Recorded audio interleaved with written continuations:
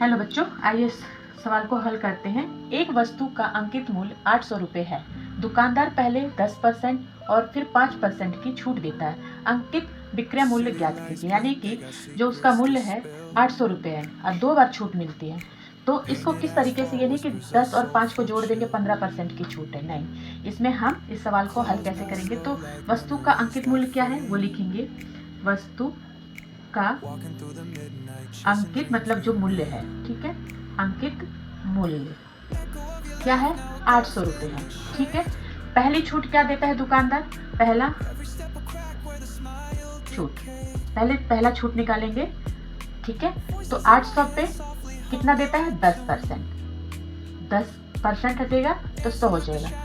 एक जीरो से एक जीरो कट गया, एक जीरो से एक जीरो कट गया, यानी कि 80 रुपए की छूट मिली, पहली छूट मिली। तो 800 में से 80 घटा देंगे तो कितना बचेगा?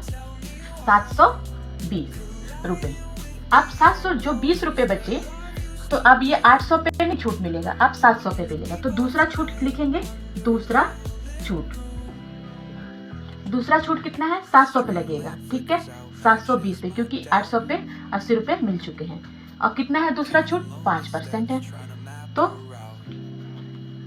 अब एक जीरो से एक जीरो कट गया, 5 एकम 5, 5 दूनी 10, 2 एकम 2, 2 तिहाई 6, 2 छिक 12, यानी कि 36 रुपए। अब 700 में से 36 रुपए माइनस करेंगे, क्योंकि इसी पे छूट मिल रही है इतने का। तो 36 रुपीज माइनस करेंगे तो कितना आ जाएगा? 684 रुपए। यानी कि वस्तु का विक्रय मूल्य, अंकित विक्रय मूल्य कितना होगा?